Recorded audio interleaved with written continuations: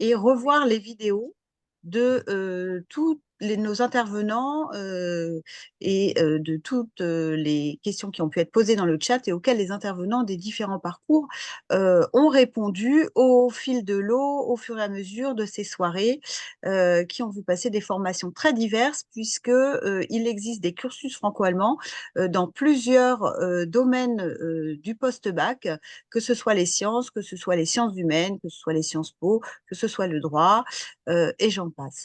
Nous saluons Jérôme Teilhard, inspecteur général et responsable de Parcoursup au ministère de la Recherche et de l'Enseignement supérieur, qui nous fait le plaisir, l'amitié et qui a la fidélité de revenir cette année encore pour vous expliquer de façon dédiée le déroulement de Parcoursup, qui commence donc en ce mois de janvier et qui pourra répondre également à certaines de vos questions. Nous vous demandons de les noter dès à présent dans le chat dédié et nous vous prions encore une fois de garder fermé et la vidéo et le micro. Monsieur Teilhard, merci à vous. Je vous passe la parole et bonne visioconférence aux élèves et je salue également les collègues qui ont pu se connecter ce soir. Merci. Bonsoir à toutes et tous. Ravi de vous retrouver, même si je pense que l'essentiel d'entre vous sont nouveaux dans cette année, dans ce cycle d'échanges. En tout cas, je suis ravi de participer pour vous accompagner sur la procédure Parcoursup qui démarre effectivement aujourd'hui dans sa phase active, en quelque sorte. Ce que je vous propose à tous, c'est d'avoir un petit temps où je fais une petite présentation un petit peu synthétique et puis peut-être de recueillir des questions et puis de pouvoir y répondre évidemment. N'hésitez pas, je le dis pour les collègues du réseau, à m'interrompre s'il faut, parce que ça c'est utile de répondre à une telle ou telle question. Il y a beaucoup de questions sur un point. Évidemment, je le ferai sans gêne, donc n'hésitez pas. Alors, je vous propose qu'on attaque. Vous en défilez le diaporama. Voilà, juste pour que chacun comprenne bien ce qu'est Parcoursup, ce que fait Parcoursup, voire ce qu'il ne fait pas. Ce que fait Parcoursup, c'est vous apporter une mise en visibilité de l'offre de formation des diplômes qui sont reconnus par l'État. Il y en a près de 23 000 et on y retrouve des formations sous statut étudiant ou des formations en apprentissage. Qu'est-ce que ça veut dire, formation reconnue par l'État? Ça veut dire qu'il y a du point de vue, je pense, les formations sous statut étudiant, hors apprentissage, je pense que vous intéresse pour l'essentiel. Ce sont des formations dont le diplôme est reconnu par le ministère de l'Enseignement supérieur de la Recherche et qui vous permet de vous garantir une poursuite d'études ultérieures. Par exemple, vous cherchez à faire un bachelor, et bien sûr, Parcoursup, vous trouvez des bachelors qui valent le grade de licence, qui vous permettront ensuite de postuler pour des masters à bac plus 4 et 5. Il existe évidemment des formations hors de Parcoursup et de la même manière, il existe des formations en dehors du territoire national qui ne sont pas représentées sur Parcoursup et sans doute des formations en Allemagne, peut-être que pour certains qui sont intéressés, je le signale. Donc on est sur les formations en France. Deuxième objectif de Parcoursup, c'est vous simplifier la vie, même si c'est peut-être pas l'image que vous en avez à ce stade, mais fondamentalement c'est ça notre objectif. Un Parcoursup, c'est une seule procédure, un calendrier unique et un dossier unique. Vous n'aurez à constituer qu'un seul dossier en quelque sorte, même si vous faites des vœux différents d'une formation à une autre. En tout cas, ce qu'on vous garantit, c'est de ne pas avoir à courir d'un établissement à l'autre pour y déposer votre dossier. Parcoursup, c'est aussi un cadre de présentation homogène des formations et c'est très important parce que pour certains d'entre vous, vous avez peut-être déjà fait des salons et en fait, on voit une très grande diversité qui étourdit parfois aussi un peu. Et puis, quand vous allez sur les sites Internet, et bien évidemment, là aussi, vous voyez une très grande différence, c'est-à-dire que ici, on commence par tel aspect, ailleurs, on commence par un autre volet. Sur Parcoursup, toutes les présentations de formation sont organisées de la même manière pour vous permettre de comparer. Liberté de choix sur Parcoursup, c'est très important. Vous êtes libre de formuler les vœux. C'est votre liberté à vous, c'est votre dossier à vous, parce que vous préparez vos projets à vous.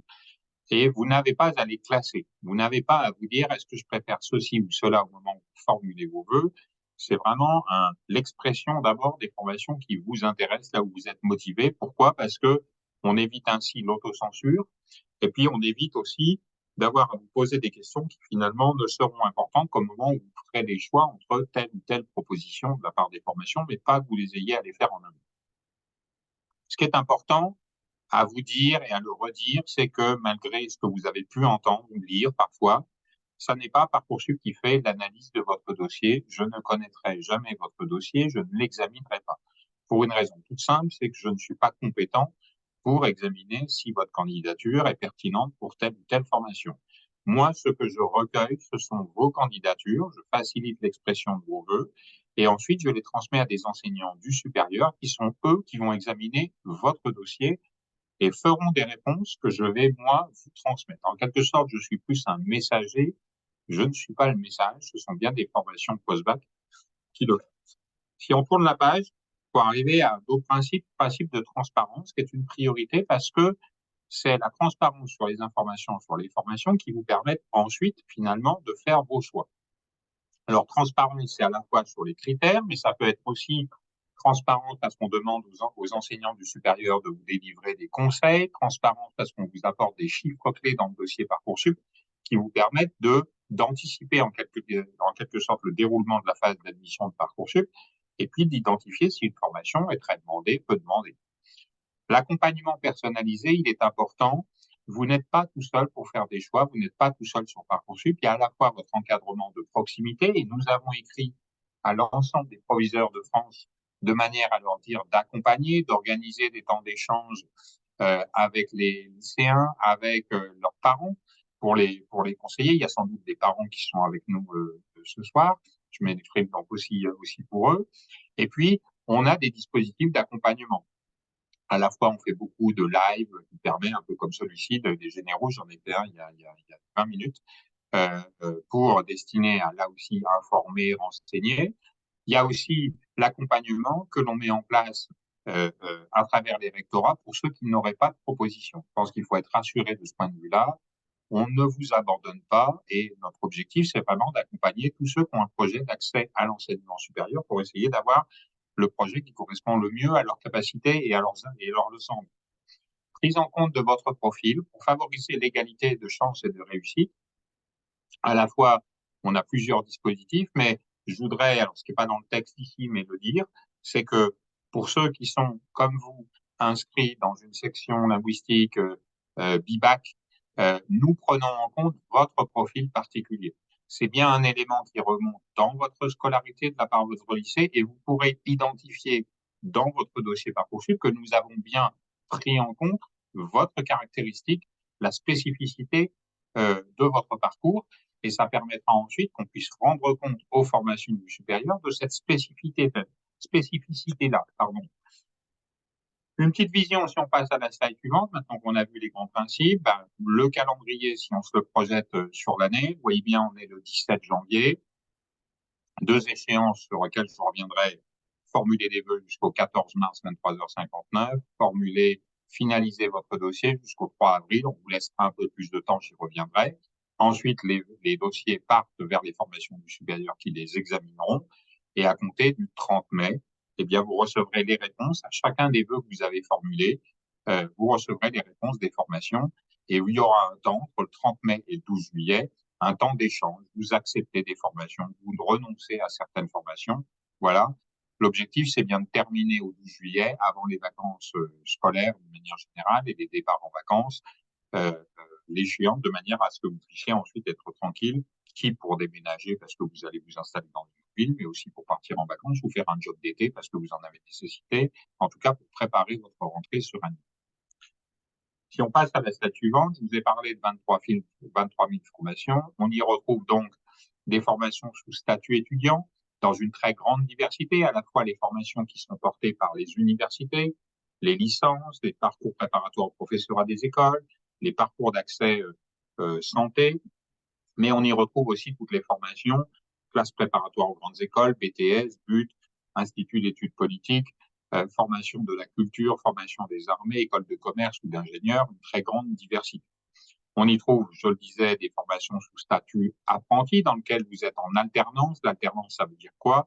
Ça veut dire que vous avez à la fois un temps académique de formation, comme dans un établissement d'enseignement, comme vous l'étiez au lycée, et puis en même temps, un temps de travail en entreprise. Vous pouvez avoir exactement le même diplôme en le passant via Parcoursup, à la fois sous statut étudiant, soit sous statut étudiant, soit sous statut d'apprenti. Et puis, des informations utiles à consulter sur chaque fiche de formation, beaucoup d'informations, j'y reviendrai, mais qui vous aident et elles sont toutes organisées de la même manière. L'objectif est toujours le même. Finalement, vous donner des clés, vous donner des raccourcis, vous donner de la simplicité pour comparer les formations entre elles. Slide suivante, deux sites de référence quand on s'interroge sur son avenir, en quelque sorte sur son projet. Je le dis aussi parce qu'il faut se sentir à l'aise. Hein. Vous avez le droit de ne pas savoir ce que vous voulez faire. Ce n'est pas une maladie.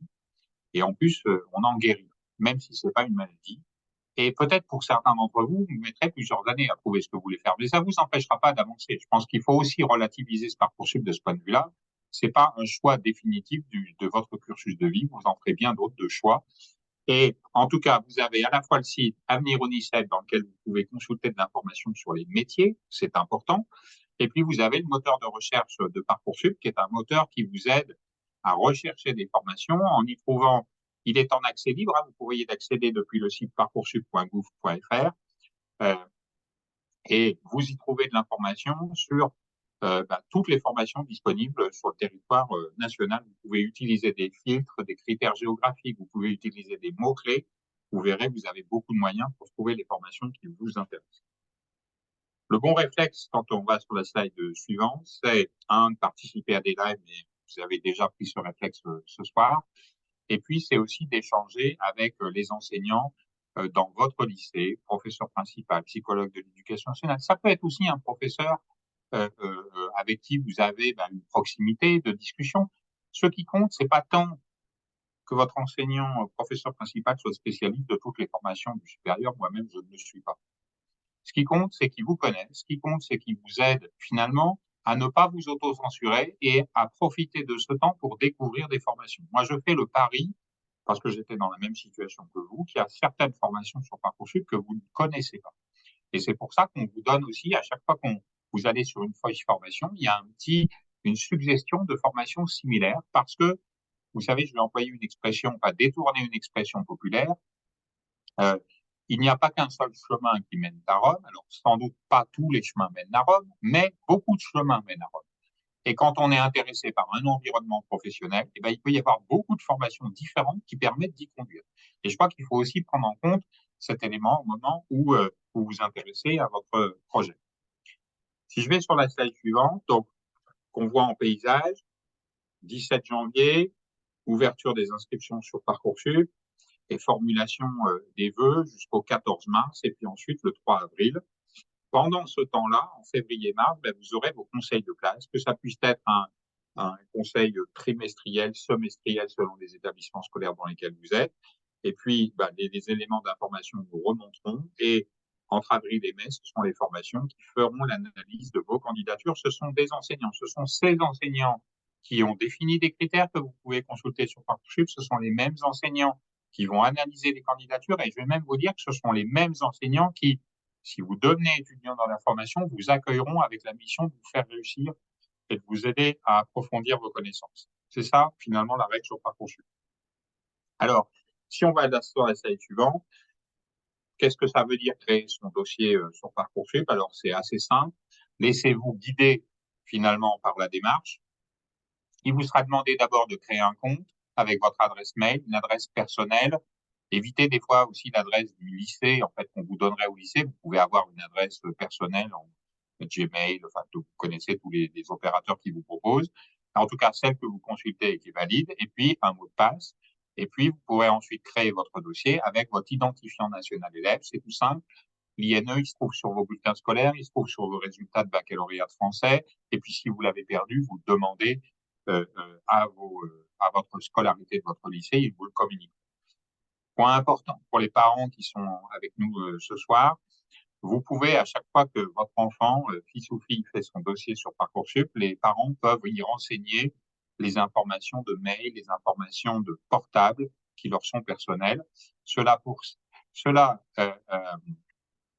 servira finalement à pouvoir échanger. C'est-à-dire qu'à chaque fois que j'enverrai un message à votre fils ou à votre fille qui est candidat sur Parcoursup, vous recevrez simultanément le même message. Voilà le signal important. Quelques éléments sur la slide suivante sur la question des vœux, et ça va sans doute au cœur de vos interrogations, mais je fais quelques éléments de synthèse et puis je répondrai aux questions que vous avez. On peut formuler jusqu'à 10 vœux sous des formations sous statut étudiant et puis des vœux supplémentaires pour les formations en apprentissage. Néanmoins, la moyenne des vœux sur Parcoursup, c'est 13. Alors, pourquoi 13 alors que je vous ai dit 10? Eh bien, simplement parce que pour certaines filières de formation, nous avons un terme qui s'appelle les sous-vœux. Alors, qu'est-ce que ça veut dire, les sous-vœux? En fait, c'est tout simple. Il faut vous représenter, je vais prendre 2, 3 exemples différents pour vous aider à vous y retrouver. Vous êtes intéressé par les classes préparatoires. Eh bien, les classes préparatoires aux grandes écoles, elles sont organisées par voie. Il y a MPSI, PTSI, MP2I, littéraire, ECG. Enfin, je vous détaille pas les sigles parce que je pense que vous les connaissez, vous pouvez les retrouver, mais selon que c'est scientifique ou littéraire ou économique et commercial. Eh bien, chaque vœu sur ce type de diplôme, c'est un vœu. Et ensuite, vous pouvez choisir jusqu'à 10 lycées différents dans chaque catégorie. C'est-à-dire que vous êtes intéressé par les sciences, eh bien, vous pouvez faire 10 lycées, 10 choix de lycées, ce sont des sous-vœux. Vous avez un total de 20 à respecter et c'est 10 par diplôme. Mais, par exemple, je vais essayer de donner des cas très concrets. Vous êtes intéressé par l'informatique. Eh bien, vous pouvez faire un but d'informatique, par exemple. Eh bien, vous pouvez choisir 10 UT différents. Vous pouvez choisir aussi la prépa informatique qui s'appelle MP2I, qui existe depuis 2, 3 ans. Eh bien, vous pouvez choisir 10 ou 10 de chaque côté. Vous avez une limite de 20, mais vous pouvez aussi faire un BTS à côté ou d'autres formations. En tout cas, l'objectif, c'est toujours de permettre d'avoir plus d'opportunités et de choisir en fonction de l'organisation de l'établissement. Deuxième exemple que je donne, vous êtes intéressé par les formations en école d'ingénieur. Je crois que c'est la slide un petit peu, voilà, je ne sais plus laquelle. Elle doit être juste avant, juste après. Voilà. On y est, hop, là, ça y est, ça se stabilise. Euh, Vous êtes intéressé par les écoles de commerce, eh bien, école de commerce, vous avez des concours communs. Le concours Sésame, c'est un vœu, et ensuite, chacune des écoles rattachées à ce concours, ce sont des sous-vœux. Et puis, il y a une situation que je vous dis parce que vous pouvez être intéressé aussi par ces formations-là. Si vous allez vers l'université, d'une manière générale, il n'y a pas de sous-vœu. Qu'est-ce que ça veut dire? Ça veut dire que vous êtes intéressé par 3 licences différentes dans la même université, ça vous fait 3 vœux différents. Vous êtes intéressé par la même type de licence, mais dans 3 universités différentes, ça vous fait 3 vœux là aussi. Donc, d'une manière générale, pour l'université, il n'y a pas de sous-vœux et il y a des sous-vœux pour les formations sélectives avec des règles différentes selon le cas. Les vœux sont formulés librement, je vous l'ai dit tout à l'heure. Vous n'avez pas à les classer, vous recevrez une réponse pour chaque vœu. La date de formulation des vœux n'a aucune espèce d'importance. Je le dis parce que ça a ouvert aujourd'hui. Vous pouvez créer votre dossier aujourd'hui, mais vous n'êtes absolument pas tenu de faire des vœux aujourd'hui. Ce qui compte, c'est de faire des vœux avant le 14 mars, 23h59 heure de Paris. Et moi, je prendrai les vœux tels qu'ils sont au 14 mars, 23h59 heure de Paris. Vous pouvez d'ici là faire des vœux, les rayer, les raturer, revenir en arrière. Je crois que ce qui est important, c'est de prendre son temps. C'est pas parce que vous faites des vœux rapidement que vous serez davantage pris dans une formation. Donc, allez à votre rythme, prenez le temps de découvrir. Et puis, je le dis aussi en forme de boutade, mais ça reste vrai au regard de ce que je vois chaque année. N'attendez pas non plus le dernier moment pour faire vos vœux. Si vous faites vos vœux à 23h30 le dernier jour, croyez-moi, vous serez en stress parce que vous vous êtes mis, vous serez mis tout seul de la pression. Donc voilà, il y a un rythme à trouver, c'est le vôtre. Et rassurez-vous, on vous fera des petits rappels de ces échéances à respecter. Chaque formation n'a connaissance que des vœux que vous avez formulés pour elle. Elle n'a pas connaissance de votre liste de vœux, c'est votre propriété personnelle. Personne d'autre le connaît. Et puis, je fais une petite insiste parce que je sais, c'est la question préférée de tous les lycéens chaque année. Quand vous allez faire des vœux, vous allez faire des vœux de cœur, vous allez faire des vœux de raison et vous allez faire des vœux de sécurité. Je ne sais pas dans quel ordre vous allez les faire, je ne sais pas combien il y aura de vœux de cœur, de raison, de sécurité, mais c'est globalement le panel que vous allez faire. Eh bien, si sur Parcoursup, à un moment, vous recevez une proposition pour un vœu qui vous intéresse, mais pas qui est votre vœu préféré, vous pouvez l'accepter en attendant peut-être d'être reçu ultérieurement sur le vœu que vous préférez. On y reviendra sans doute ultérieurement et vous verrez, il y a beaucoup de choses qui l'expliquent sur Parcoursup, mais en tout cas, vous avez cette possibilité-là et je veux vous rassurer de ce point de vue-là. Vous pouvez faire des choix différents dans le temps. Je vous rappelle, la procédure d'admission, elle commence le 30 mai, elle se terminera le 12 juillet. Et peut-être que vous recevrez le premier jour une formation qui vous intéresse mais qui n'est pas votre préférée. Peut-être que vous serez en liste d'attente sur votre formation préférée. Puis si 10 jours après, eh bien, vous avez une proposition sur celle-ci, vous pourrez finalement changer votre choix. Date limite sur la slide suivante pour formuler des vœux. Je vous l'ai dit déjà au moins 10 fois, je crois, mais on se le remémore en le voyant. 14 mars, 23h59 heure de Paris. Pourquoi je dis heure de Paris? C'est parce qu'il y a tous les lycées français à l'étranger qui participent à la procédure Parcoursup, donc il faut bien trouver une heure commune, et c'est celle que nous avons trouvée. Qu'est-ce qu'il y a dans un dossier Parcoursup? Sur la slide suivante, c'est là où c'est important, et je voudrais aussi, parce que répondre à des questions que vous ne m'avez pas posées, mais que je devine. Donc, vous avez à la fois, pour ce qui est à droite, les bulletins de l'année de première qui seront communiqués, et puis les bulletins de l'année de terminale, premier semestre ou les 2 premiers trimestres. Ces informations-là scolaires seront remontées, comme la note de français, seront remontées automatiquement par votre lycée. Vous n'aurez pas à les saisir, vous aurez à les vérifier et on vous informera de la date à laquelle le dossier est complet du point de vue des notes que vous irez vérifier. Ça sera à la fin du mois de mars. Nous avons aussi dans Parcoursup des informations sur votre parcours. C'est pour ça que j'ai des sections linguistiques d'une manière générale, mais aussi BIBAC, évidemment. Et pour certains d'autres, ça peut être le cas dans certains lycées, aussi une participation au cordée de la réussite, possiblement. Donc, nous tenons compte de ces caractéristiques de vous. Vous pourrez, quand vous allez remplir votre dossier et que vous allez voir votre dossier, vous verrez que nous avons pris en compte cette spécificité-là. Et chaque année, nous passons des recommandations aux professeurs des sections linguistiques, en tout cas des lycées, de manière à ce que la saisie des notes puisse pleinement rendre compte de la spécificité de votre parcours. On en est profondément conscient et nous communiquons chaque année vers les formations post-bac pour expliciter quelle est la particularité. C'est-à-dire que, évidemment, vous êtes un bac binational, vous passez des épreuves dans d'autres langues, vous apprenez des enseignements dans d'autres langues, ça vous fait une culture beaucoup plus plurielle que d'autres, et c'est un élément que vous pouvez valoriser dans votre parcours et que nous expliquons aux enseignants du supérieur qui parfois ne connaissent pas la spécificité de ces parcours. Il y a aussi des éléments que vous allez renseigner par vous-même. Alors, c'est la lettre de motivation, et je précise, cette lettre de motivation n'est obligatoire que lorsque la formation l'a demandée. C'est une des nouveautés de Parcoursup 2024.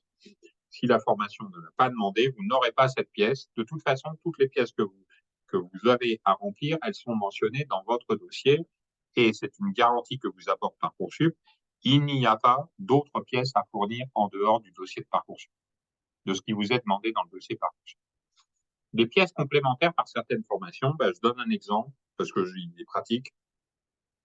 Si vous êtes intéressé par les diplômes d'art et de design, par exemple, ça peut être le cas de certains d'entre vous, puisque Mme Basse a évoqué qu'il y avait plusieurs particularités de parcours dans les lycées. Eh bien, si ça vous passionne, eh bien, vous faites un vœu sur un DNMAD, eh bien, le DNMAD demandera une expression de votre créativité artistique à témoigner. Ça sera une pièce à verser dans votre dossier Parcoursup, donc avant le 3 avril. Une rubrique activité centre d'intérêt sur laquelle j'appelle votre attention parce que je pense qu'elle est intéressante. C'est une rubrique qui dit des choses qui sont hors de votre parcours. Je veux dire, il y a votre parcours scolaire, ce qu'on a vu à droite, qui à travers ce que remonte votre lycée, mais vous pouvez avoir à l'extérieur du lycée d'autres éléments. Des activités, par exemple, d'engagement, des activités artistiques, culturelles, sportives. Vous pouvez avoir des expériences d'encadrement. Vous pouvez avoir multiples expériences, éléments.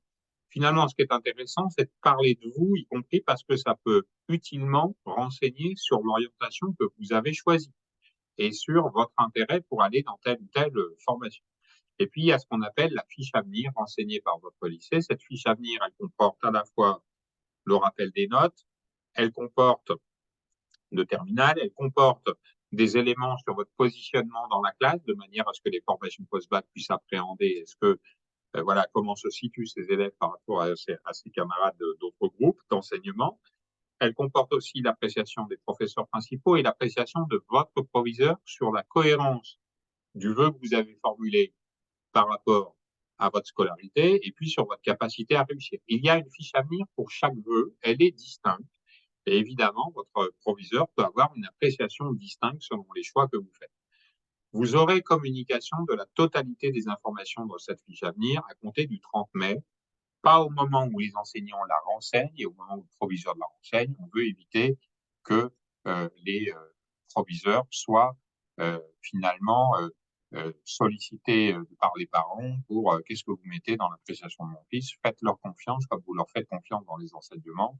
Et moi, je vous l'ai dit, ça fait 7 ans que je pilote Parcoursup. Je n'ai jamais vu que, au moment de la admission, vous découvriez des appréciations que vous ne connaissiez pas déjà dans les discussions que vous avez avec vos enseignants, dans les rapports, entre guillemets, que fait le conseil de classe, de l'appréciation de la totalité des enseignants sur votre parcours. Date limite pour confirmer son dossier sur la slide suivante, c'est le 3 avril 2024, là aussi, 23h59, ce sont les deux dates à retenir.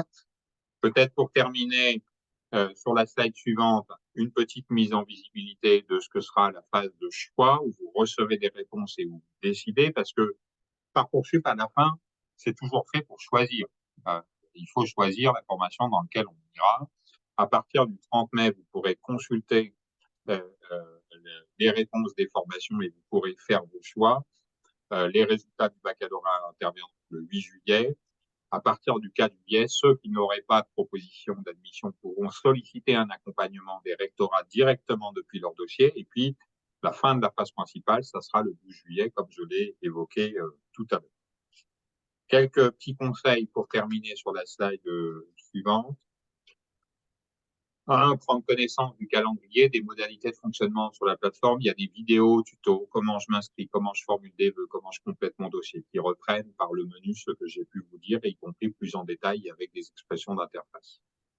Ne pas attendre la dernière minute pour préparer votre projet, explorer les recherches de formation, consulter les fiches qui vous intéressent, ne pas se précipiter, ne pas attendre la dernière minute. Faites les vœux pour des formations qui vous intéressent, sans s'auto-censurer, en pensant à diversifier ces vœux. Ça n'existe pas, la situation dans laquelle il n'y aurait qu'une seule formation en France qui correspondrait à ce que vous voulez faire. Il y a beaucoup de formations qui vous permettent de traduire le projet que vous avez. C'est important de diversifier ses vœux. On peut diversifier ses vœux tout en restant dans le même domaine, évidemment. Ne restez pas seul avec vos questions, posez-les, échangez au sein de votre lycée avec les enseignants. Profitez aussi des journées portes ouvertes pour finalement avoir des rencontres avec des enseignants, des étudiants. Profitez des lives Parcoursup. Je reviens sur ces journées portes ouvertes. Pour ceux qui auront finalement identifié dans leur recherche de formation des favoris, parce que c'est les formations qui les intéressent le plus, eh bien, vous pourrez demander à Parcoursup de vous rappeler quelles sont les dates de journée portes ouvertes. Non seulement vous pourrez les voir sur le site Parcoursup, mais vous pourrez aussi demander à Parcoursup de vous faire un petit rappel. Et puis, anticiper le déroulement de la phase d'admission. L'objectif, moi, c'est jamais de vous faire des surprises. L'objectif, c'est de sécuriser votre parcours, de vous donner à voir l'offre de formation et de vous accompagner dans cette phase. Un élément que je n'ai pas dit là, mais qui est toujours important pour moi de le dire, c'est que ce qui est important, c'est de réussir ses études, c'est pas de réussir Parcoursup. Faut pas se tromper de cible. Faut voir le coup d'après. En quelque sorte, c'est un moment, c'est peut-être pas le meilleur de votre vie, il faut bien le concevoir, parce qu'il faut faire des choix et que l'année de terminale est chargée. Mais pensez sur tout ce qui vous intéresse. Pensez au-delà aussi. Vous avez un bagage à travers les formations que vous avez là qui est exceptionnel, qui est beaucoup de richesse, beaucoup d'ouverture. Ça vous suivra toute votre vie. Donc voilà, soyez confiants aussi et visez loin, visez ambitieux aussi parce que vous le pouvez et vous en avez des moyens en travers ce que vous découvrirez sur Parcoursup. Dernière slide. Vous avez dans Parcoursup à la fois un numéro vert qui a ouvert et 0800 400 068 gratuit sur lequel vous pouvez, quand vous avez des questions, vous avez un blocage, il y a des conseillers qui vous répondent tout au long de la procédure Parcoursup. Vous avez une messagerie contact dans votre dossier Parcoursup où là aussi on répond directement, vous êtes en interaction avec les spécialistes de Parcoursup. Une difficulté technique, un blocage, quoi que ce soit, n'hésitez pas à le signaler si vous en avez besoin. Et puis les réseaux sociaux, sur les comptes Instagram, Twitter, Facebook, pour suivre l'actualité, pour recevoir des conseils aussi, c'est utile, ça vous coûte rien, n'hésitez pas à le faire. Voilà pour cette présentation un petit peu synthétique, peut-être rapide pour ceux qui découvraient. Mais l'objectif, c'est d'avoir un petit vision d'ensemble. Et puis maintenant, je peux répondre évidemment à quelques questions. Merci, cher Monsieur Teilhard. On va peut-être prendre les questions dans l'ordre inverse de la chronologie dans laquelle elles ont été posées. Alors, une première question sur l'année de césure. Comment est-ce que l'année de césure peut être valorisée dans Parcoursup et est-ce que on peut postuler sur Parcoursup après cette année de césure? Est-ce qu'elle est vécue comme un malus ou comme un bonus?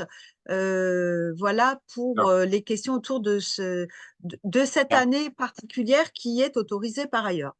voilà. Il y a peut-être deux manières de voir l'année de césure. Il y a le lycéen qui décide de faire une année de césure avant de rentrer finalement dans un suivi post-bac. C'est tout à fait possible. Vous pouvez l'indiquer dans Parcoursup que vous souhaitez faire une année de césure. Vous aurez pendant le temps de cette césure, en passant une convention avec votre établissement d'enseignement supérieur, le statut d'étudiant et vous n'aurez pas l'année suivante à repasser par Parcoursup. Je le précise parce que c'est important. Si vous avez fait une année de césure vraiment, finalement, vous n'avez pas à repasser par Parcoursup puisque vous étiez déjà finalement inscrit sur Parcoursup avec une année de césure. Peut-être que la question, et je devine comme ça après que vous m'avez posé, c'est quelqu'un qui a fait autre chose, c'était peut-être pas une césure, c'était une année extérieure sans relation avec un établissement de formation supérieure.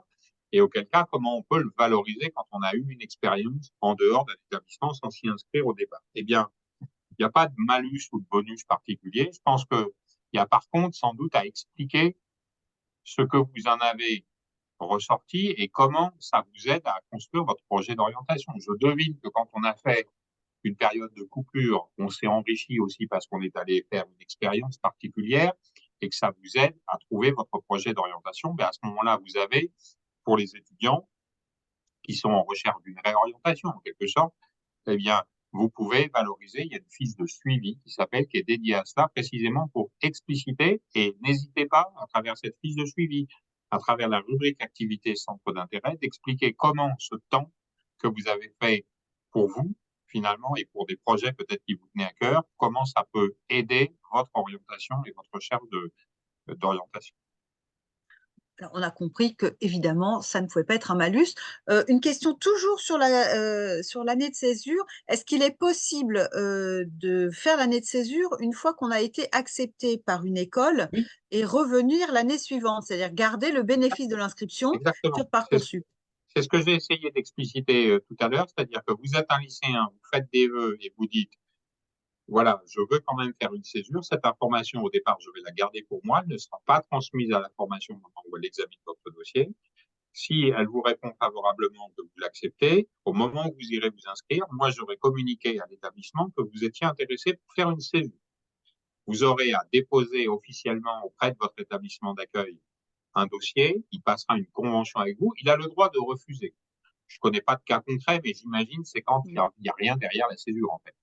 Euh, et si votre projet est validé, vous aurez une convention avec cet établissement et vous aurez le statut d'étudiant et on vous gardera la place au chaud en quelque sorte, si je puis exprimer comme ça. Ça veut dire que quand, à l'issue de votre temps de césure, vous revenez, eh bien, vous pouvez intégrer cette formation et vous n'avez pas à repasser par Parcoursup. Si évidemment, pendant ce temps de césure, vous avez changé de choix, d'orientation, de projet et que vous voulez revenir sur Parcoursup pour d'autres formations, évidemment, c'est possible. Et à ce moment-là, on se retrouve dans la situation qu'on a évoquée juste avant, où il faudra se servir de l'expérience emmagasinée pour la traduire en quelque sorte et qu'elle soutienne votre dossier.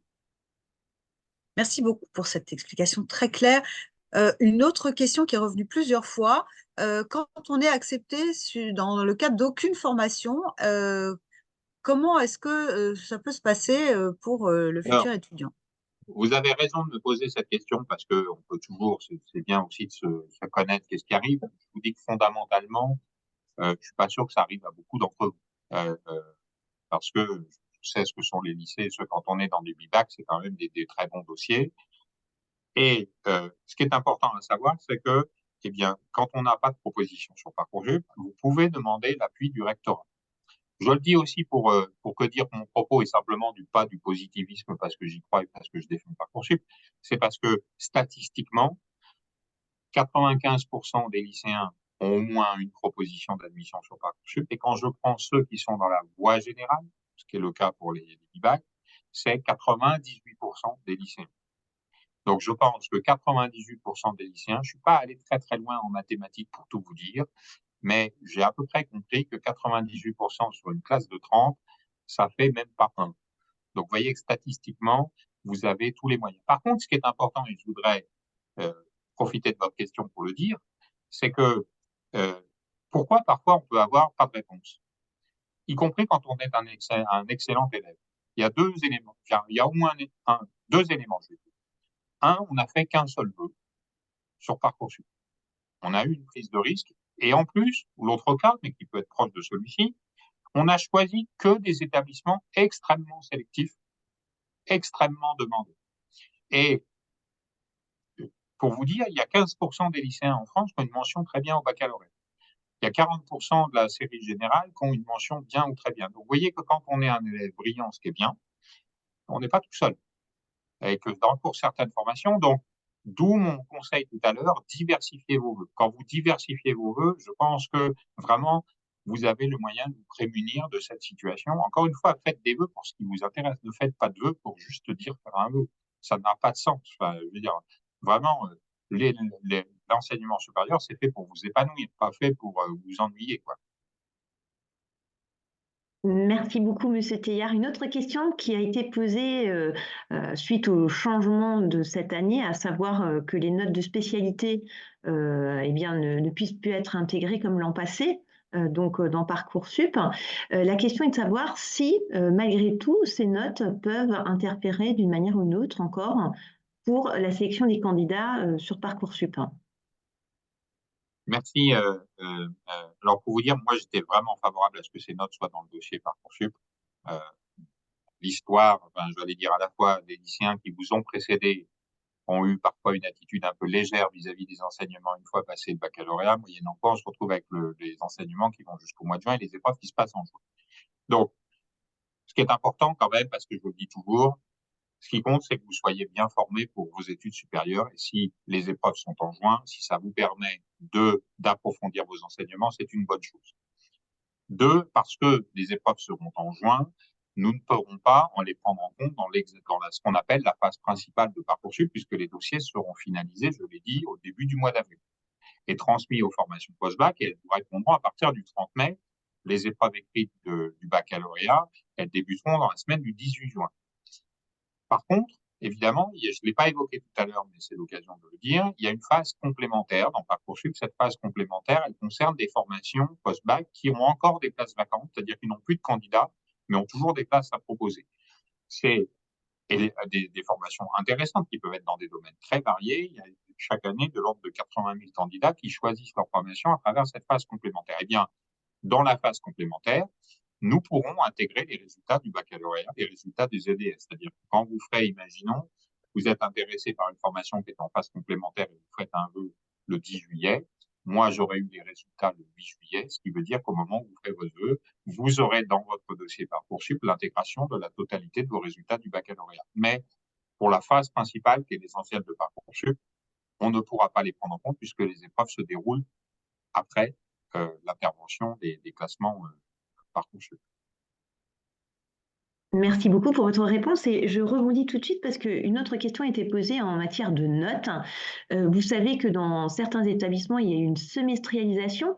Donc, certains candidats s'inquiètent quant à savoir si ça reste équitable entre les différents établissements. Un élève qui va fournir donc des bulletins trimestriels ou semestriels. Ah, Est-ce que ce Parcoursup, on arrive encore à les comparer de la même manière? oui, puisque de toute façon, c'est bien les mêmes enseignements, et c'est ça la garantie, c'est quelle que soit l'organisation particulière de votre établissement, vous avez les mêmes enseignements, en tout cas comparés, et puis vous avez des notes qui fabriquent une moyenne.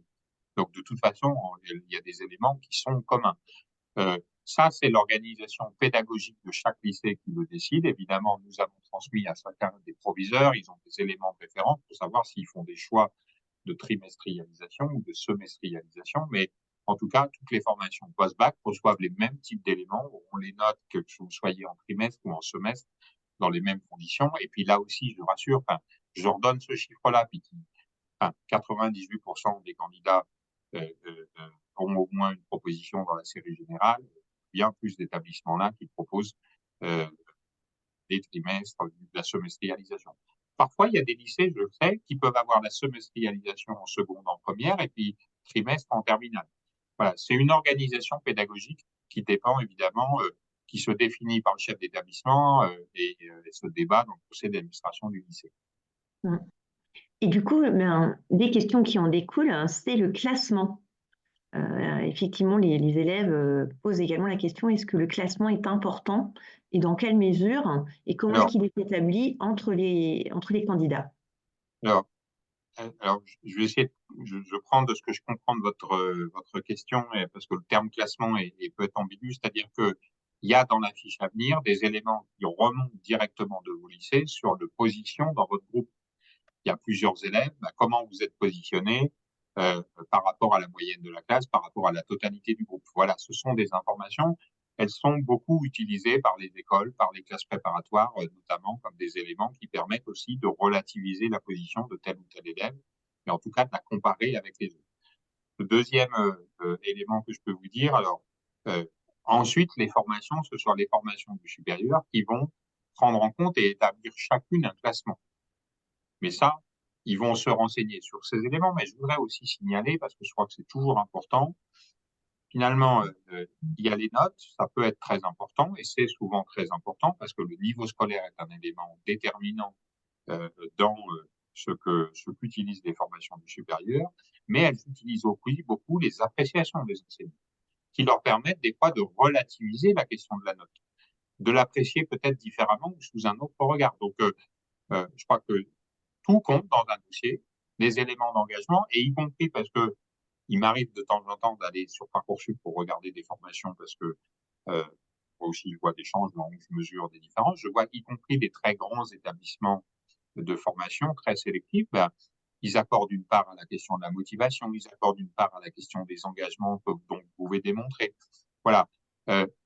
Plus j'allais vous dire, il y a beaucoup de très très bonnes notes, plus les établissements sont aussi conduits à regarder des éléments qui sont sur l'appréciation. Et ce que disent les enseignants du scolaire, c'est très important pour les enseignants aussi du supérieur, parce que entre enseignants, c'est aussi un message sur la qualité du dossier, et y compris en mesurant votre potentiel ou votre investissement. Merci, Monsieur Teilhard, pour ces éclaircissements. Des questions que je vais synthétiser qui tournent autour de l'inscription en Allemagne ou à l'étranger et comment est-ce qu'on peut flécher ou ne pas postuler sur Parcoursup de ce point de vue. Alors, ça concerne les élèves à Bibac et d'autres filières internationales, effectivement, qui seraient tentés d'aller s'inscrire en Allemagne ou à l'étranger. Alors, Parcoursup n'est pas obligatoire. Il est obligatoire pour accéder aux formations en France, mais il n'est pas obligatoire dans l'absolu. Vous avez le droit d'avoir un projet, évidemment, d'aller dans une formation en Allemagne, en Autriche aussi, normalement, on y parle aussi à peu près la même langue, si je ne me trompe pas, mais et puis peut-être d'autres pays. Mais ce que vous avez le droit de faire, et moi, ce que je vous encourage à faire, c'est en même temps de faire des vœux sur Parcoursup et puis de faire des vœux sur les projets que vous avez d'études à l'international. Parce que, imaginons que là, on est le 17 janvier, vous êtes persuadé de faire vos études à Berlin, c'est super. Mais le 12 mai, en fait, vous n'êtes plus intéressé par Berlin. Pour une raison qui est liée à je sais pas quoi, Berlin dit non, finalement, on ne peut pas vous accueillir dans le cadre d'Erasmus. Peut-être que je ne connais pas. Puis il y a des raisons pratiques. Vous allez rencontrer votre copine là dans le mois qui vient, et elle reste à Strasbourg. Je ne sais pas si votre motivation pour partir à Berlin sera la même chose. Vous voyez ce que je veux dire? On peut avoir des changements qui soient liés aux disciplines que l'on choisit, qui soient liés à votre construction de projet, puis qui soient liés à des choses très personnelles. Donc, moi, ce que je vous invite à faire, faites un dossier sur Parcoursup, faites votre dossier à l'international, c'est vraiment bien. Et puis, si à la fin, vous changez d'avis, vous n'êtes plus intéressé à l'international, au moins, vous aurez eu votre dossier Parcoursup. Et puis, si vous concrétisez l'international, parce que c'est vraiment là où vous voulez aller, et puis votre copine va avec vous, je reprends mon exemple, vous vous désinscrivez de Parcoursup. Et c'est tout simple, parce que ça ne sert à rien de garder Parcoursup si vous avez déjà fait un choix Et ce que je vous dis vaut aussi pour des formations en dehors de Parcoursup. Il peut y avoir des formations dans certains domaines, je ne sais pas, ça vous intéresse, et puis vous avez le droit d'y aller, encore une fois. Chacun, moi, je vous invite à bien regarder les conditions, les éléments, parce que c'est fondamental. Mais si c'est ça votre choix, ben, vous avez le droit de le faire. Et à ce moment-là, ben, vous êtes désinscrivez de Parcoursup. En tout cas, ça ne vous coûte rien d'aller sur Parcoursup, et c'est une démarche qui vous sécurise parce que mon expérience me montre que beaucoup d'entre vous qui ont des choix arrêtés là au 17 janvier n'auront pas nécessairement les mêmes choix quand on sera au mois de juin. Alors, deux questions encore très dédiées à la BIBAC. Un élève pose la question de savoir comment il valorise son année passée dans un lycée, alors autrichien en l'occurrence, ça peut être un lycée à l'étranger. Comment est-ce que cela peut être optimisé, valorisé dans le cadre de Parcoursup? Et où Alors, l'indiquer dans la procédure? alors, euh, si c'est de toute façon, vous aurez à renseigner, on renseignera dans votre scolarité en quelque sorte tout votre parcours sur les 6 dernières années. Donc, si vous avez fait un parcours à l'étranger, ça pourra être valorisé et ça sera une information qui figurera dans votre dossier. Il peut y avoir aussi par rapport à ce type de parcours, le fait de le valoriser aussi parce qu'au-delà du fait d'avoir simplement été scolarisé dans un établissement, il y a une plus-value. Je vais prendre un exemple. Enfin, si vous étiez dans un établissement, le lycée français qui est à Vienne, par exemple, bah, vous passez un bac français. Enfin, je veux dire, j'allais dire, mais ce que vous allez valoriser, c'est pas ça qui sera valorisé dans votre dossier d'un point de vue scolaire, mais ce que vous allez valoriser, c'est que vous avez une ouverture culturelle, une richesse, parce que vous avez connu un autre environnement. Et de toute façon, je pense que quel que soit le choix de formation que vous faites, c'est important de le dire, parce que ça fait partie, et il faut toujours penser que votre expérience que vous avez acquise, eh ben, elle peut être valorisée et elle est utile.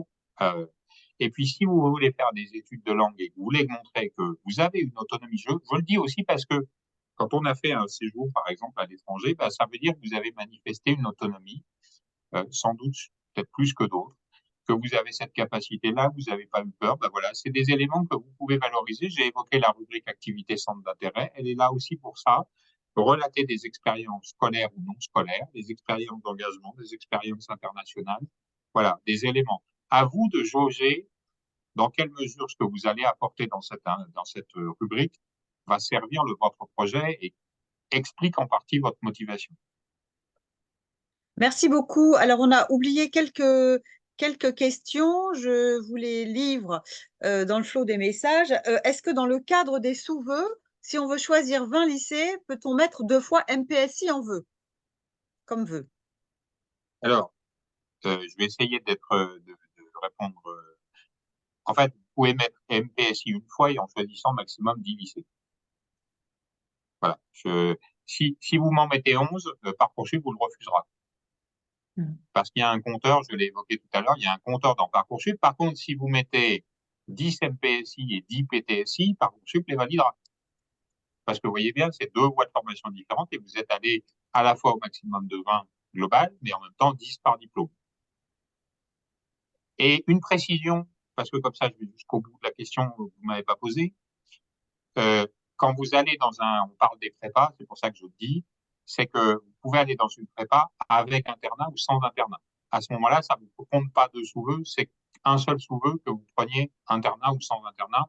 Moi, je vous invite toujours, le cas échéant, à faire les deux, sachant qu'il faut que vous ayez bien à l'esprit que les places à l'internat dans les classes préparatoires aux grandes écoles, elles sont plutôt priorisées pour les gens qui ont à la fois un impératif social, par la modestie du budget familial, donc doit justifier d'accéder à un internat, ou alors une distance.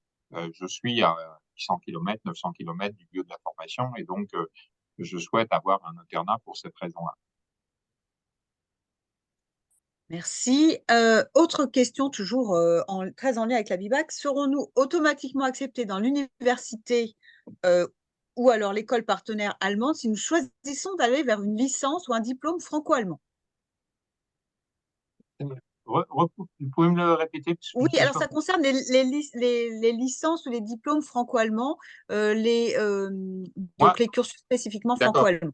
Enfin, comment dire, vous ne serez pas par nature prioritaire par rapport à un autre. Par contre, dans votre dossier, la valorisation à la fois parce qu'on aura remonté dans ce Parcoursup qui aura identifié la spécificité dans votre parcours et puisque vous pourrez apporter, vous, évidemment, contribuera avec le niveau scolaire, parce qu'il ne s'agit pas simplement d'avoir fait tel choix, il faut encore que le niveau scolaire suive. Ce sont des éléments qui seront sans doute observés avec intérêt par les formations. Moi, je vous invite à ce moment-là, sur chaque formation, à aller regarder.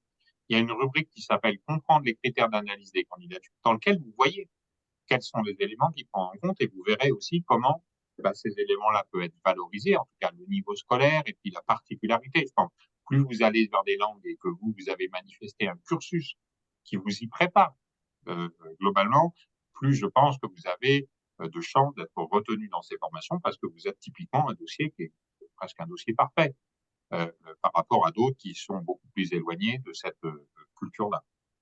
Alors, toujours en lien avec cette question des diplômes ou de l'inscription en France et en Allemagne, est-ce qu'on peut postuler en licence binationale en France ou en Allemagne? Et qu'est-ce qu'il vaut mieux indiquer d'abord? Est-ce que c'est Parcoursup en France ou si c'est la formation côté allemand?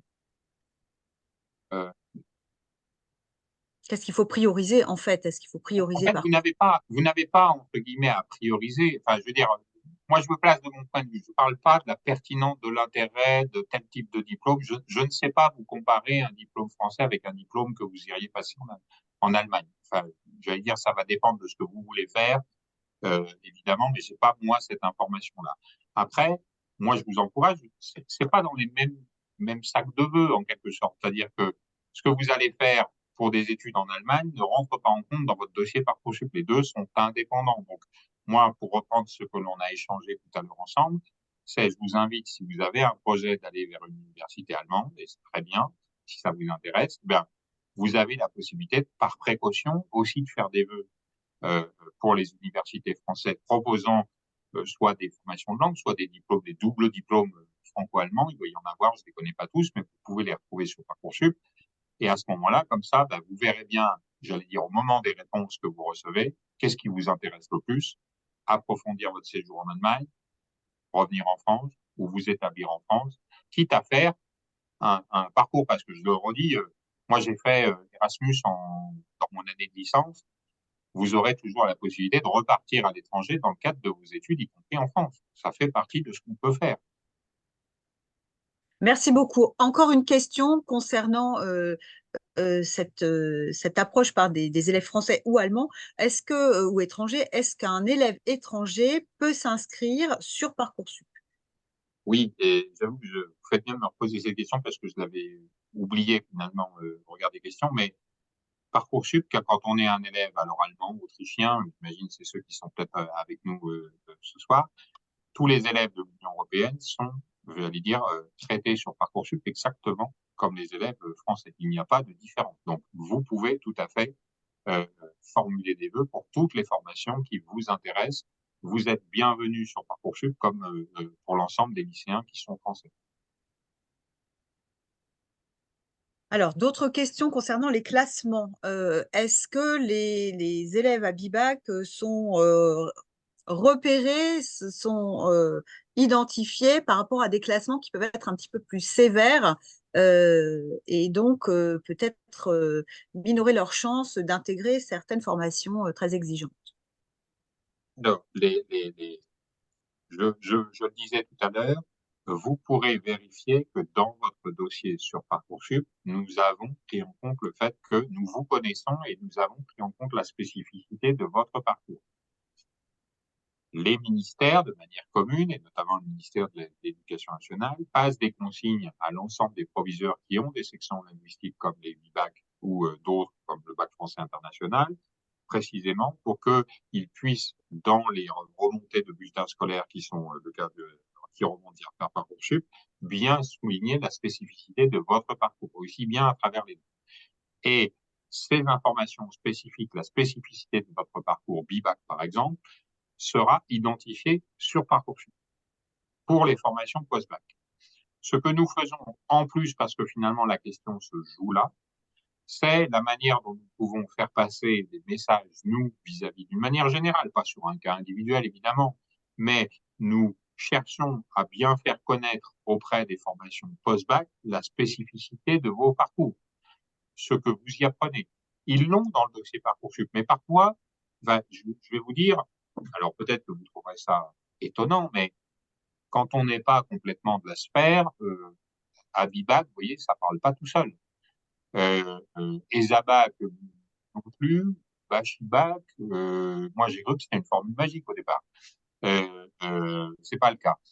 Mais vous voyez, donc on a à faire connaître les spécificités de votre réseau, et je pense, en m'adressant là aux collègues aussi du réseau Abivac, ça fait aussi partie de leur mission en quelque sorte, de faire connaître auprès des formations supérieures l'existence de ce réseau et la spécificité de vos apprentissages, ce que vous y apprenez, ce qui va faire votre richesse particulière. Et c'est un élément qui peut évidemment être intéressant. Moi, je vois, vous voyez, je pense que les formations du supérieur, il y a la question des notes, évidemment, et c'est très important, mais des parcours spécifiques qui manifestent une autonomie, qui manifestent une capacité d'organisation, qui manifestent une méthode de travail, qui manifestent une curiosité intellectuelle, parce que précisément, vous avez eu cette curiosité de faire des parcours spécifiques que tout le monde ne fait pas et qui sont plus difficiles de ce point de vue-là. Je pense que vous représentez des parcours qui intéressent les formations. Et puis, je le dis aussi parce qu'il faut relativiser Parcoursup. Je sais que vous ne m'entendrez pas tout de suite, mais je m'exprime sans doute pour vos parents qui sont là aussi. Parcoursup, c'est la première année d'enseignement supérieur. Le bagage que vous allez acquérir, que vous êtes en train d'acquérir à travers votre scolarité BIBAC, c'est une plus-value pour tout le reste de votre scolarité.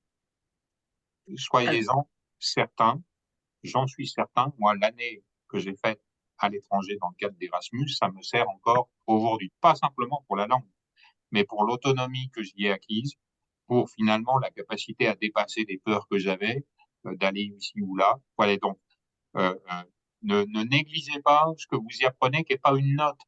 Qu'est-ce que vous apprenez aussi sur vous, sur votre capacité à apprendre et votre ouverture culturelle, votre curiosité intellectuelle. Les profils de ces jeunes-là intéresseront toujours ceux qui seront vos supérieurs hiérarchiques, ceux qui seront vos employeurs dans la vie, parce que vous arrivez avec un bagage, une capacité à faire. Alors, une question sur une formation musicale franco-allemande qui est existante entre Dijon et l'Université de Mayence. Est-ce que pour cette formation, on doit s'inscrire sur Parcoursup? Alors, a priori, la réponse serait positive. Je vais vous dire, je ne connais absolument pas cette école, d'autant que mes études musicales se sont arrêtées en même temps que celles de mathématiques, donc pour vous dire très tôt.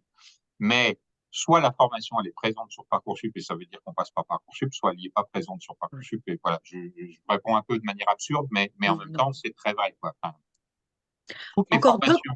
toutes les formations qui doivent être sur Parcoursup, elles existent aujourd'hui. Donc soit elle a une particularité parce que elle n'a pas à rentrer, mais en tout cas voilà, c'est la bonne réponse à mon avis. Donc regardez, explorer le moteur de recherche. Et je le précise pour ceux qui ne sont pas familiers encore, et c'est bien logique, dans le moteur de recherche, vous pouvez y entrer un critère géographique. Donc là, du coup, Dijon, parce que j'ai compris que cet établissement était implanté à cet endroit. D'accord, très bien, merci beaucoup. Deux questions encore. Une question sur l'origine des établissements. Dans quelle mesure l'origine des élèves selon les établissements, et en particulier les établissements parisiens, joue dans le classement et Voilà. le repérage des dossiers? J'avais mis mon chrono pour savoir à quel moment cette question interviendra. Il est 20h. Voilà, donc vous avez laissé un peu de suspense. Je réponds juste parce que j'ai vu passer une question là, pour bien être précis. Il y a évidemment sur Parcoursup des formations dans lesquelles il y a des diplômes qui sont parfois avec des établissements étrangers. Je sais, par exemple, vous avez des Sciences Po qui sont articulés. Vous avez Dauphine, ils sont articulés avec Berlin, avec, je sais pas quoi, Madrid aussi, ou avec Londres. Donc, ça existe. Hein. Ma réponse de tout à l'heure ne veut pas dire que ça n'existe pas, mais il y a beaucoup aussi de diplômes et de formations qui se développent dans ce cadre-là. Alors, pour revenir à la question, est-ce que mon établissement d'origine me suit? Est-ce que cette information est connue des post-bac? Est-ce que je suis garanti d'avoir une place quand je viens de tel établissement? Est-ce que je suis voué au Géménie quand je viens de tel autre établissement? Tout ça, ce sont des rumeurs. Moi, je veux rassurer. Il n'y a pas d'enseignant du supérieur qui se lève le matin en disant je vais prendre des établissements, des lycéens qui ne viennent que d'ici et je ne prendrai absolument pas ceux qui viennent de là. Voilà. Ce qu'il existe, parce que je suis pas naïf non plus et que je dois aussi cette vérité dans notre échange, évidemment, il y a des établissements où, vous le savez, il y a des différences de notation très fortes.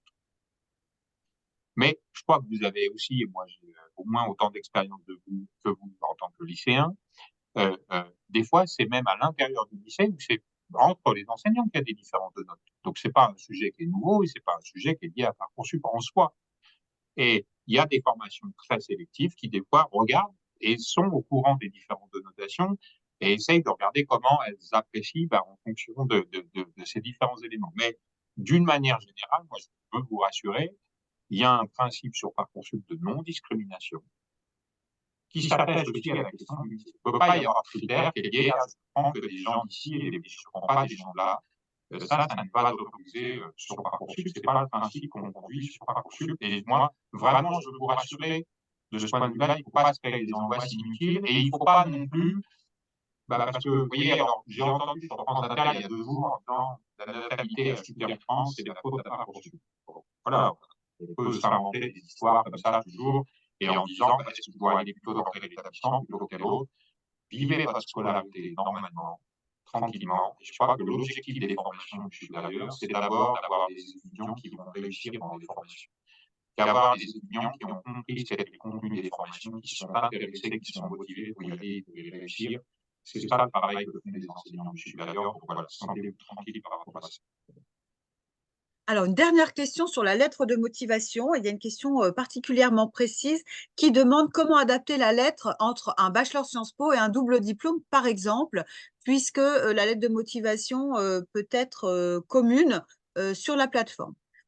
Alors, ce qu'il faudra vérifier, c'est évidemment est-ce que la formation est demandée par titre obligatoire ou pas, ce que je ne connais pas parce que je ne sais pas. Globalement, quand on a demandé aux formations l'année précédente, la lettre de motivation était obligatoire. Cette année, en fait, on a responsabilisé les formations pour qu'elles nous disent je la demande ou je la demande pas. Globalement, il y a presque 70% de formations qui ont continué à demander une lettre de motivation. À vous de regarder. Ce qui compte, en fait, ce qui est peut-être de vous dire, c'est est-ce qu'il y a un, et ça, vous savez, sur les informations que vous donne Parcoursup, est-ce qu'il y a un jury commun? Quand il y a un jury commun, ça veut dire qu'il n'y a pas de distinction, c'est-à-dire qu'il n'y a qu'une seule lettre de motivation au niveau du. Quand il y a des lettres, je vais prendre des exemples. Quand vous avez, par exemple, le concours INSA, c'est, je ne sais pas si l'INSA, mais prenons théorique, comme ça, une illustration que les INSA ont demandé à ce qu'il y ait une lettre de motivation. Il y a 8 INSA en France, il y a un concours commun, ça veut dire que votre dossier, peu importe l'établissement que vous choisissez des INSA, s'ils vont demander la lettre de motivation, il n'y en a qu'une seule à rédiger. Par contre, si vous avez plusieurs classes préparatoires différentes, eh bien, je pense, par exemple, vous êtes intéressé par un lycée à Paris, un lycée à Strasbourg, et puis un lycée à Lyon. Eh bien, tout ça pour la même UPS. Je reprends l'exemple qu'on a évoqué plus précédemment dans l'échange. Eh bien là, c'est des 3 lettres de motivation différentes, ce sont chaque fois des lycées différents. Après, évidemment, il y aura sans doute une base commune dans votre texte, parce que, voilà, c'est le même type de formation, mais peut-être à vous d'arriver à différencier parce que vous avez compris la spécificité de tel établissement. Je veux aussi redire que dans le dossier de Parcoursup, dans chaque dossier de candidat, là où il y a une lettre de motivation obligatoire, vous y retrouverez une petite fiche qui est là pour vous aider à comprendre ce que l'on met dans une lettre de motivation, ce qui intéresse les formations. Et de ce point de vue-là, moi, je veux aussi rassurer les formations n'ont pas besoin d'une énième dissertation sur le contenu de cette formation. C'est pas ça. C'est pas théorique. Je crois que c'est quelque chose de très concret, c'est à peu près 1500 caractères. Et l'objectif, c'est plutôt que vous puissiez expliciter ce que vous avez compris de la formation, en quoi elle vous intéresse, ce que votre parcours peut illustrer l'intérêt d'aller dans cette formation et ce que vous visez ensuite. Peut-être que vous n'êtes pas encore en capacité de dire ce que vous voulez faire plus tard, et il n'y a rien de grave là-dedans. Peut-être que vous pourrez expliciter que vous y êtes particulièrement motivé parce que vous êtes allé dans une porte ouverte, vous avez rencontré des enseignants, des étudiants, et vous avez compris que cette formation était faite pour vous. Voilà, je crois que c'est ça des éléments plutôt concrets. Et puis après, c'est de soigner. Vous avez le droit de demander à vos enseignants de regarder, de relire. Vous avez le droit de demander à vos parents. Moi, je préfère tout ça à ChatGPT. Vous savez, alors certains me diront, ChatGPT, personne ne le verra. Voilà. Vous savez, voilà, à mon époque, il y a très longtemps, évidemment, euh, il y avait l'encyclopédie Marcellis qui recevait tous les secrets qu'on n'avait pas eu le temps de trouver par soi-même dans sa tête. Et on se disait, je recopie l'encyclopédie Marcellis, ça sera super. Voilà, il faut que ça se voit. Et les enseignants du supérieur, il y a un moment donné, ils reconnaissent, s'ils oublient le dossier, puis c'est la même lettre, vous voyez ce que je veux dire, ils sont pas idiots. Donc, vous voyez, faites confiance à leur jugement. Et puis faites aussi exprimer des choses simples, mais des choses qui sont personnelles. C'est ça qui compte dans le vraiment. Merci, Monsieur Teilhard. On ne vous entend plus extrêmement bien. Il y a quand même encore 3 questions. Est-ce que vous pouvez y répondre très rapidement? Il y a et qui ont été reposées. Merci aux élèves d'avoir posé autant de questions. On est un petit peu débordés, on est un peu victime du succès, mais on va essayer de répondre. Malheureusement, il y a peut-être un petit problème technique. On essaye encore sur des réponses très courtes. Concernant le tri automatique des dossiers, les formations communiquent-elles les barres minimales de notes qui leur permettent d'exclure les dossiers trop faibles? Non. Non, parce que évidemment tous les dossiers sont relatifs et d'une année sur l'autre, ça ne serait pas exactement les mêmes éléments de référence. Donc, et il n'y a pas de tri automatique. Je veux dire, qu'ils utilisent des fichiers Excel pour traiter, oui. Qu'ils valorisent le niveau scolaire, oui, mais ce n'est pas automatique, c'est en fonction des critères qu'ils ont posés et qui correspondent aussi en fonction des dossiers qui arrivent d'une année sur l'autre. C'est peut-être pas toujours les mêmes types de dossiers. Donc voilà, il faut se méfier de cette approche. Merci beaucoup. Toute dernière question. Lorsque le bulletin est semestriel, les rangs dans la classe correspondent-ils au premier semestre jusqu'en janvier ou jusqu'en mars? Bah, je pense que le premier semestre, c'est pas mars, quoi. Enfin, je pense que c'est plutôt janvier, normalement, dans l'organisation telle qu'elle est. Hein. Je crois que ça doit s'arrêter janvier ou février, le semestre. En tout cas, si vous avez un... C'est pas que vous soyez... C'est pas Parcoursup qui va le définir, c'est l'établissement scolaire qui le définit. Et qui a Merci beaucoup. Merci beaucoup, Monsieur Teilhard. On vous entend un peu moins bien, on vous entend en découplé. C'est pas grave. On souhaitait, au nom de tout le réseau Abibac, vous remercier très chaleureusement pour vos interventions et vos réponses aux élèves.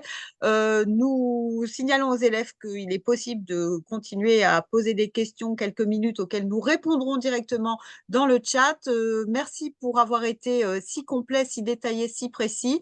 Le site Parcoursup est donc désormais ouvert. Il est très intuitif et vous avez la possibilité, comme disait Monsieur Teilhard, de pouvoir visionner des lives qui vous orientent et qui vous renseignent. Donc, exploitez cette plateforme qui est riche, qui est à votre disposition. Il faut aussi faire preuve d'autonomie. Vous êtes des futurs étudiants. Donc, allez vous emparer de ce qui est possible sur le site. N'hésitez pas à poser des questions à vos enseignants et en particulier vos enseignants à Abibac. Au niveau du réseau, on fait passer le message évidemment qu'il est très important de la part des enseignants de faire figurer Abibac en grande majuscule sur les bulletins, en plus de la double ligne qui va apparaître sur les bulletins scolaires. N'hésitez pas à demander gentiment et dans les formes, c'est toujours beaucoup plus agréable de bien spécifier cette orientation Abibac. Vos enseignants Abibac, ils seront vigilants, c'est dans votre intérêt, c'est dans notre intérêt. Donc, il n'y aura pas de souci à vous entendre. Merci, Monsieur Teilhard. Merci de nous avoir renseignés. Avant de passer la parole à Christophe Lapalu au sujet du concours qui est lancé, qui est le grand concours bisannuel soutenu aussi par le ministère de l'Éducation nationale avec des prix très attractifs, encore plus attractifs, encore plus généreux cette année. Je voulais remercier très chaleureusement toute l'équipe qui a contribué à organiser les semaines de l'Abibac et du supérieur. Certains et certaines sont en ligne. Je salue Madame Edith Weber, Madame Héloïse Ménard, Madame Émilie Poncin, Monsieur Christophe Lapalu, Madame Mélanie Bretel-André qui doit être quelque part. Si j'oublie certains d'entre vous, Madame Emmanuelle Corbière, que j'ai aperçu tout à l'heure. Merci infiniment d'avoir donné de votre temps et d'avoir pris toutes ces initiatives pour contacter les formations du post-bac, notamment franco-allemand. Il n'y avait pas que du franco-allemand, mais il y avait beaucoup de franco-allemand. On s'attache à renouveler, voilà Madame Corbière, on s'attache vraiment chaque année à renouveler les interlocuteurs pour permettre aux élèves de pouvoir avoir accès au maximum d'informations. Je signale que sur le site de Réseau Abibac et sur la chaîne YouTube de Réseau Abibac sont des enregistrements existants pour les années précédentes et tous les enregistrements de toutes les visioconférences qui ont eu lieu depuis le 8 janvier sont progressivement en ligne. Il y en a déjà quelques-unes, plusieurs, et nous vous incitons, si vous n'avez pas pu vous connecter, vous êtes évidemment très pris par ailleurs. Certains sont en période de bac blanc, j'en connais, et je les salue. En tout cas, merci de vous être connectés. Merci aux élèves d'avoir suivi cette conférence spécialement dédiée aux Abibac. Merci au ministère de faire cet effort et de son soutien. C'est très précieux pour nous, c'est une belle filière, on y croit, on vous soutient, n'hésitez pas à revenir vers nous. Je laisse la parole à monsieur Christophe Lapalu, que je salue évidemment, vice-président de l'association, et qui n'épargne pas ni de son temps, ni de son énergie, ni de ses bons mots pour nous renseigner sur les potentialités. Monsieur Lapalu, c'est à vous. Voilà, merci Caroline. Alors juste un petit mot, je sais, je crois, Monsieur Théard, que le sport ne vous est pas étranger. Voilà, alors cette année, en lien avec les Jeux Olympiques, on organise Joue ton Abibac. Ça prend la suite de Chante ton Abibac qui avait eu lieu il y a 2 ans. Donc les élèves, pour ceux qui sont encore là, n'hésitez pas à y participer, c'est jusqu'au 31 mars. Il faut faire une vidéo à plusieurs, pour essayer de présenter son Abibac à travers le vecteur du sport. L'Abibac, comme le sport, ben, c'est de l'entraînement. Il y a des notes, c'est un peu des performances, voilà. Mais il y a aussi du fair play, il y a l'esprit d'équipe. Et donc, on compte sur votre créativité. Madame Basse l'a dit, les prix sont très attractifs. Le ministère nous soutient et, par exemple, le groupe qui remportera le premier prix recevra 1 000 euros. Voilà, donc on compte sur vous. C'est grâce à vous qu'on va pouvoir faire connaître, notamment aux collégiens, cette belle filière qui nous tient à cœur, l'Abibac. Voilà, donc à bientôt pour ce projet. Et j'en profite aussi pour dire que c'était la dernière soirée ce soir, mais demain, on a une dernière visio un peu particulière. C'est plus un cursus, c'est juste des anciens élèves qui ont étudié en Allemagne, qui vont donner des conseils pratiques pour les études en Allemagne ou les études sur des cursus binationaux. Donc, on vous invite à participer, s'il vous plaît, à cette dernière visio de demain. Voilà, j'en ai terminé. Merci. Merci beaucoup. Et un petit clin d'œil aux chiffres. On est des sportifs de haut niveau en Abibac puisqu'on a cumulé 1585 inscriptions et connexions depuis lundi 8 janvier. Donc, cela témoigne de l'intérêt de nos élèves pour se renseigner de façon confortable puisque c'est derrière l'écran, c'est de l'immédiateté et c'est une façon aussi d'explorer le paysage post-bac en franco-allemand. Donc, merci à vous, bon courage à tous. Nous vous envoyons plein de chance et d'énergie en ce début d'année un petit peu frisquet. Et accrochez-vous, donnez votre maximum. L'année Parcoursup peut se terminer pour ceux qui sont en semestre, au sens où les notes vont être arrêtées pour cette partie-là. Mais il faudra bien sûr continuer d'avoir des notes intéressantes jusqu'à la fin de l'année et décrocher un bac avec mention. Vous le valez bien. Bonne soirée à tous. On garde les intervenants quelques minutes et on laisse les élèves se déconnecter. À bientôt. Merci de votre participation. À bientôt.